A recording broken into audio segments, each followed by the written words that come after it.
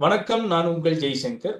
நிஃப்டியை பொறுத்த வரைக்கும் 1000 பாயிண்ட்டுக்கு மேல இறங்கியிருக்கு. சென்செக்ஸ் 3000 பாயிண்ட்டுக்கு மேல இறங்கியிருக்கு. என்ன ரீசன்னு பார்க்கும்போது, ஐடி செக்டர் மொத்தமா இறக்கி விட்டாங்க. எவ்வளோ பார்த்தோம்னா 40,000 இருந்த ஐடி செக்டர் நிஃப்டியோட ஐடி செக்டர் நான் பேசுறேன். 40,000 இருந்தது அப்படியே மேல மேலன்னு இறங்கி 32,000 கீழ இறங்கிடுச்சு. எவ்வளோ 8,000 பாயிண்ட்டுக்கு மேல இறங்கியிருக்கு நிஃப்டியோட ஐடி செக்டர். இதுதான் மிக முக்கிய காரணம். ஏன்னா, நிஃப்டில ரொம்ப ரொம்ப வெயிட்டேஜான ஒரு செக்டார் எதுன்னு கேட்டோம்னா, நிஃப்டியோட ஐடி செக்டார்ன்னு சொல்லலாம்.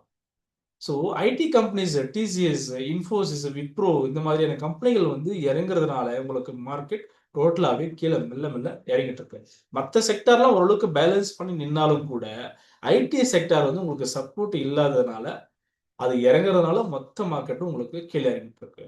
ஸோ இதுதான் ரீசன். ஏன் ஐடி செக்டார் இறங்குது அப்படின்னு பார்த்தோம்னா, மெயின் ரீசன் ஏஐயோட டிசப்ஷன் ஃபியர் இருக்கு. குளோபல் டெக் செல் ஆஃப் நடந்துகிட்டு இருக்கு. யூஎஸ் மார்க்கெட்ல வீக்னஸ் இருக்கு. ஸோ இதெல்லாம் பார்க்கும்போது எஃப்ஐயோட ப்ராஃபிட் புக்கிங் வர நடந்துகிட்டு இருக்கு. வேல்யூவேஷன் கரெக்ஷன்ஸ் இந்த முக்கியமான காரணங்கள். இதனால உங்களுக்கு ஐடி செக்டர் பெருமளவு இறங்கிட்டு இருக்கு. அப்ப இன்னும் என்ன ஆகும்னு பார்க்கும்போது நிஃப்டியை பொறுத்த வரைக்கும் நான் பாருங்க, உங்களுக்காக நான் ஒரு லைன் போட்டு வரைஞ்சு வச்சிருக்கேன். ஸோ இந்த லெவலுக்குள்ள தான் நிஃப்டியோட சப்போர்ட் லெவல்ஸ் ஃபார்ம் ஆயிட்டு இருக்கு. இந்த பாருங்க. ஸோ கடந்த காலங்கள்ல அது மூவ்மெண்ட்டை கொடுத்துருக்கிற இந்த சப்போர்ட் அண்ட் ரெசிஸ்டன்ஸை பேஸ் பண்ணி தான் உங்களுக்கு இப்போ ரீசெண்டாக நடந்த மூவ்மெண்டம் ஃபார்ம் ஆயிட்டு நீங்க பார்த்துக்கலாம். இங்க பாருங்க. ஸோ இப்போ நான் என்ன பண்றேன்னா, இப்போ நம்ம கிட்ட எந்த ஒரு லைனுமே இல்லை, ஜஸ்ட் நார்மலா இருக்கு. இப்போ ரீசெண்டாக நடந்த இந்த மூமெண்டம் இருக்குல்ல, நான் உங்களுக்கு மந்த்லியோட சார்ட் வச்சிருக்கேன். இந்த மந்த்லி டைம் ஃப்ரேம்ல பார்த்தோம்னா, ரீசெண்டாக எவ்வளவு தூரம் மேலே போயிருக்கு இந்த மாசம் ஹைன்னு பார்த்தோம்னா 26,350. அதுக்கப்புறம் மெல்ல மெல்ல கீழே இறங்கி இந்த லோவும் நமக்கு ஃபார்ம் ஆயிருக்கு 24,600. என்ன ரீசன், ஏன் இந்த ரேஞ்சுக்குள்ள தான் இப்போ மார்க்கெட் டிராவல் ஆயிருக்குன்னு கேட்டோம்னா, கடந்த காலங்கள்ல நீங்க எடுத்த பக்கம் 2024ல உங்களுக்கு செப்டம்பர் மாசம் ஒரு ஹை லோ ஃபார்ம் ஆயிருக்கும். ஒரு ஹை லோ எப்போ கடந்த 2024 செப்டம்பர் மாசத்துல ஒரு ஹை லோ ஃபார்ம் ஆயிருக்கு. அந்த ரேஞ்சுக்குள்ள தான் இப்போ மார்க்கெட் இருக்குன்னு சொன்னா நீ நம்பணும். இங்க பாருங்க, இந்த ஹை என்ன அப்படிங்கிறது உங்களுக்கு தெரிஞ்சிடும். 25,300, 350 அந்த ரேஞ்சுக்குள்ள தான் இப்போ மார்க்கெட் உங்களுக்கு செல் ஆஃப் நடந்துகிட்டு இருக்கு. கரெக்டா அந்த இடத்துல வச்சு உங்களுக்கு ப்ராஃபிட் புக்கிங் நடந்துகிட்டே இருக்கு. அப்போ நம்ம எவ்வளவு தூரம் இந்த சப்போர்ட் லெவல் எதிர்பார்க்கலாம்னு கேட்டீங்கன்னா, ஸோ இப்படி நான் என்ன பண்றேன், ஒரு லைன் வரைஞ்சுக்கிறேன். ஓகே, இப்படி வரைஞ்சு பார்த்தோம்னா நமக்கு ஒரு சப்போர்ட் லெவலும் ஒரு செல் ஆஃப் நடந்த அந்த ப்ராஃபிட் புக்கிங் ஜோன் நமக்கு தெரியும். முக்கியமான ஒரு ரெசிஸ்டன்ஸ் லெவல் எங்க இருக்குன்னு பாருங்க. மேல முக்கியமான ஒரு பாயிண்ட் 26,350 அந்த ரேஞ்ச் வரைக்கும். கீழே பார்த்தோம்னா இந்த சப்போர்ட் லெவல் 24,600. ஸோ இந்த லெவலுக்குள்ள தான் இப்போ மார்க்கெட் ட்ரேட் ஆயிட்டு இருக்கு. அப்போ இதுக்கப்புறம் வரக்கூடிய நாட்கள்ல என்ன நடக்கும்னு கேட்டீங்கன்னா, இந்த ஜோன்ல மிகப்பெரிய ஒரு கன்சாலிடேஷன் வரும். இந்த லெவலுக்கு கீழே வரும்போது உங்களால ட்ரேட் பண்ண முடியாது. நல்லா புரிஞ்சுக்கோங்க. ரிஸ்க் ரொம்ப அதிகமா இருக்கும். ஒரு மாதிரி சப்பியான ஒரு மார்க்கெட்டா இருக்கும். என்ன சொல்றது, கன்சாலிடேஷன் ஒரு மாதிரி ரேஞ்சுக்குள்ளவே இந்த மார்க்கெட் இருக்கும்.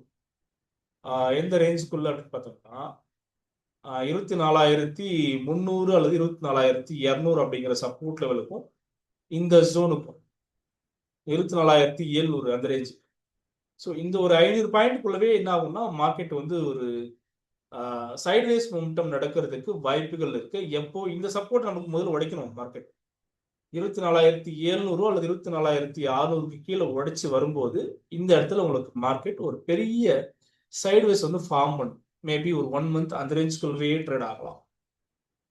ஓகே, அதுக்கப்புறம் ஒருவேளை நமக்கு இந்த சப்போர்ட்டை உடைச்சு நல்லா புரிஞ்சுக்குவோம். இப்போ நமக்கு எந்த இடத்துல இருந்து செல்லிங் ஃபார்ம் ஆயிட்டு இருக்கு 26,350. ஓகேங்களா, இப்போ நமக்கு இருக்கக்கூடியது என்ன 25,470 இப்போ மார்க்கெட் க்ளோஸ் ஆயிருக்கு. ஓகே, நல்லா புரிஞ்சுக்கோங்க, கிளியரா புரிஞ்சுக்க ட்ரை பண்ணுங்க. 26,350, 26,350 மேல ஹை, இப்ப க்ளோஸ் ஆயிருக்கிறது 25,470. அப்போ இந்த சப்போர்ட் லெவல் தான் அடுத்த சப்போர்ட் நோக்கி போறதுக்கு வாய்ப்பு இருக்கு. எங்க 24,700 அல்லது 600. ஸோ இந்த ரேஞ்சுக்குள்ள இந்த மார்க்கெட் ஒரு மாதிரி சைட்வேஸா முடிக்கலாம். எப்ப இந்த சப்போர்ட் நமக்கு உடைக்குதோ 24,700 அல்லது 600 அந்த சப்போர்ட் உடைச்சதுக்கு அப்புறம் நமக்கு என்ன ஆகும்னா 24,300 அப்படிங்கிற இந்த முக்கியமான ஒரு லெவல்ல வந்து டச் பண்ணதுக்கு அப்புறம் நம்ம என்ன எதிர்பார்க்கலாம்? அடுத்த சப்போர்ட் லெவல் அப்படிங்கிறது இந்த ரேஞ்ச் வரைக்கும் போகலாம். 24,300ல இருந்து 22,700 அப்படிங்கிற சப்போர்ட் லெவல் போறதுக்கு வாய்ப்புகள் இருக்கு மார்க்கெட்ல. மேபி இது எல்லாமே வந்து ஒரு எஜுகேஷனல் வியூ தான் நான் கொடுக்குறேன். இப்படிதான் இருக்கும் அப்படிங்கிறதுல ஒன்றும் கிடையாதுங்க. ஒரு எஜுகேஷனல் பர்பஸ்க்காக வேண்டி நான் உங்களுக்கு ஷேர் பண்றேன். இப்போ இந்த மாதிரி நடக்கிறதுக்கு வாய்ப்புகள் இருக்கு. வெயிட் பண்ணி பாருங்க. அப்போ நமக்கு எப்போ பை வர வாய்ப்பு இருக்குன்னு கேட்டோம்னா, மார்க்கெட் எப்போ ஸ்ட்ராங்கா இருக்கும் எதிர்பார்க்கலாம்னா 26,400க்கு மேல வந்து மார்க்கெட் ஸ்டேபிளா நிக்கணும். அப்படி இல்லைன்னு சொன்னா இந்த ரேஞ்சுக்கு மேல கூட மார்க்கெட் நிக்கணும். 25,600க்கு மேல மார்க்கெட் கொஞ்சம் ஸ்டேபிளா இருந்தா கூட ஓரளவுக்கு ரெக்கவரி ஆகிறதுக்கு வாய்ப்புகள் இருக்கு. ஓகேங்களா? 25,600க்கு மேல மார்க்கெட் ஓரளவுக்கு ஸ்டேபிளா இருந்ததுன்னா ஓரளவுக்கு ரெக்கவரி ஆகும். அப்படி இல்லைன்னா திரும்பவும் கீழே வரதுக்கு வாய்ப்புகள் இருக்கு. ஒரு எஜுகேஷனல் வியூ தான் நான் கொடுத்தது. ஸோ ஒருவேளை இந்த மார்க்கெட் இந்த சப்போர்ட்டை உடைச்சதுன்னா 24,700 அப்படிங்கிற சப்போர்ட் உடைச்சதுன்னா ஒரு மாதிரி சைட்வேஸாவே இந்த மார்க்கெட் நமக்கு டிராவல் ஆக வாய்ப்பு இருக்கு. ஓகேங்களா? இந்த ஜோன்ல இந்த சப்போர்ட் லெவலை வந்து டச் பண்ணும்போது உங்களுக்கு ஒரு மாதிரி சைட்வேஸாவே இந்த மார்க்கெட் டிராவல் ஆகலாம்.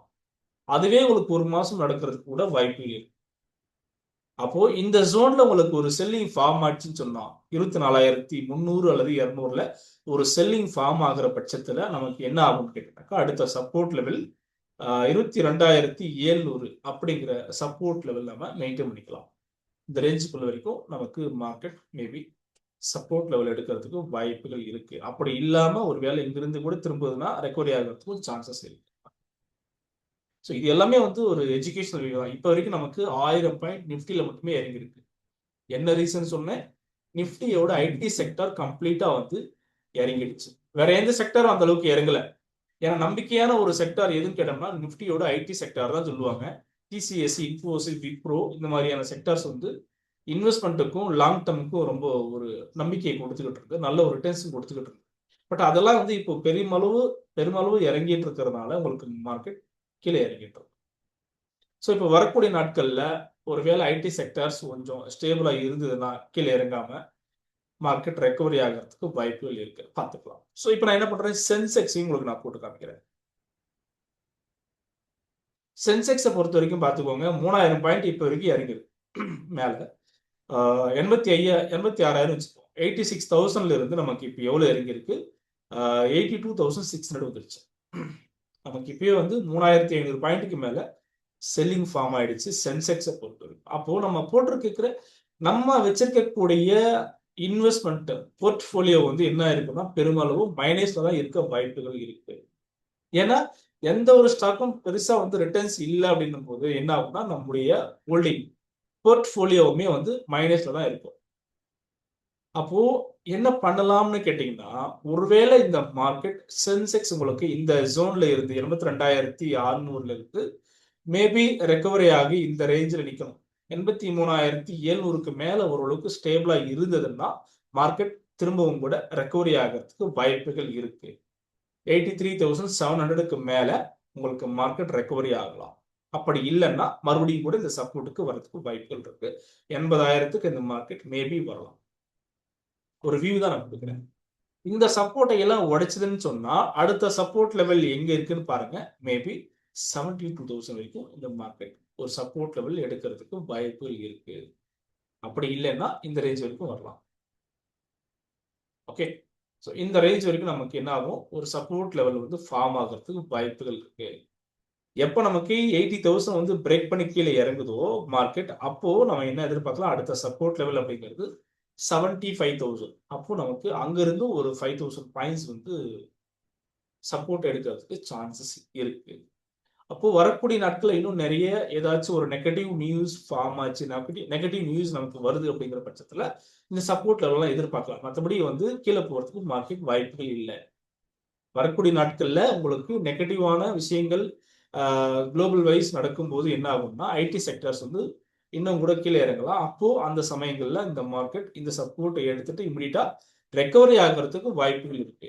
இதெல்லாம் வந்து நமக்கு ரெக்கவரி ஆகக்கூடிய ஒரு ஜோன். நல்லா புரிஞ்சுக்கோங்க. இந்த இடத்துல 80,000 அல்லது 81,000 அந்த ஜோன் எல்லாம் பார்த்தீங்கன்னா ரெக்கவரி ஆகக்கூடிய ஒரு லெவல் தான். இமிடியட்டா வந்து மார்க்கெட் ரெக்கவரி ஆயிடும். இங்க வந்து மார்க்கெட் உங்களுக்கு சப்போர்ட் எடுத்தாலும் இமிடியட்டா வந்து மார்க்கெட் ரெக்கவரி ஆயிடும். ஸோ அதை நீங்க வந்து பார்க்கலாம், கண் கூட பார்க்கலாம்.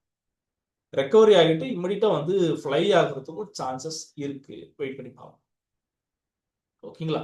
அப்போ நிஃப்டி வந்து ரெக்கவரி ஆகணும் இல்ல பாசிட்டிவா இருக்கணும்னா நிஃப்டியோட ஐடி செக்டார்ஸ் நிறைய செக்டார்ஸ் இருக்கு. அதுல வந்து ஐடி செக்டார்ஸ் உங்களுக்கு பாசிட்டிவா இருக்கிற பட்சத்துல மட்டும்தான் மார்க்கெட் ஓரளவுக்கு பாசிட்டிவான ஒரு ரேலி நம்ம எதிர்பார்க்கலாம். வெயிட் பண்ணி பாருங்க. நிறைய விஷயங்கள் வந்து குளோபல் வைஸ் நடந்துகிட்டு இருக்கு. இது எல்லாமே வந்து இப்போதைக்கு மார்க்கெட்டுக்கு சாதகமா இல்லை அப்படிங்கிற மாதிரி சொல்லலாம். ஸோ இந்த விஷயங்கள் எல்லாம் கொஞ்சம் சைலண்ட் ஆகும்போது தான் ஓரளவுக்கு நமக்கு மார்க்கெட் பூம் ஆகிறதுக்கு வாய்ப்புகள் இருக்கு. எஃப்ஐ வந்து ஓரளவுக்கு கை கொடுக்கணும். ஸோ டொமஸ்டிக் வந்து இன்னும் நிறைய வாங்க ஆரம்பிச்சாங்க அப்படின்னா மார்க்கெட் ஓரளவுக்கு சப்போர்ட்டிவா இருக்க வாய்ப்புகள் இருக்கு. வெயிட் பண்ணி பார்ப்போம். ஸோ இந்த வீடியோ உங்களுக்கு பிடிச்சிருக்குன்னு நினைக்கிறேன். முடிஞ்ச வரைக்கும் நம்முடைய குரூப்ல ஜாயின் பண்ணிக்கோங்க. நம்முடைய டெலிகிராம் குரூப்ல ஃப்ரீ குரூப் தான். நீங்களுமே வந்து ஜாயின் பண்ணிக்கோங்க. ஜஸ்ட் என்னுடைய டெலிகிராம் குரூப்புக்கு நீங்க ஜஸ்ட் ஒரு ஹாய் மெசேஜ் பண்ணுங்க. நான் உங்களுக்கு குரூப்ல ஆட் பண்ணி விட்றேன். ஸோ உங்களுக்கு நிறைய விஷயங்கள் வந்து பயனுள்ளதாக நாங்கள் வந்து ஷேர் பண்ணுறோம் லைவ் மார்க்கெட்டில். அது உங்களுக்கு ரொம்ப யூஸ்ஃபுல்லாக இருக்கும். ஸோ இதெல்லாம் வந்து இப்போ நடந்துகிட்டு இருக்கிற டாப் கெய்னர்ஸ் இதெல்லாம் வந்து நீங்கள் பார்த்துக்கலாம். என்னென்ன செக்டார்ஸ் இருக்கு அப்படிங்கிறதையும் நான் உங்களுக்கு ஷேர் பண்ணுறேன். பெரும்பாலும் இப்போ ஐடி செக்டார்ஸ் வந்து பார்த்தீங்கன்னா நல்லாவே ஃபார்ம் ஆகிட்டு இருக்கு, நல்லா ஃபால் ஆகிட்டு இருக்கு. ஸோ இதெல்லாம் வந்து வெயிட் பண்ணி பார்ப்போம். முடிஞ்ச வரைக்கும் நம்முடைய சேனலை வந்து லைக்ஸ் பண்ணிக்கோங்க, கமெண்ட் இருந்தால் பதிவு பண்ணுங்க, சப்ஸ்கிரைப் பண்ணிக்கோங்க. நன்றி.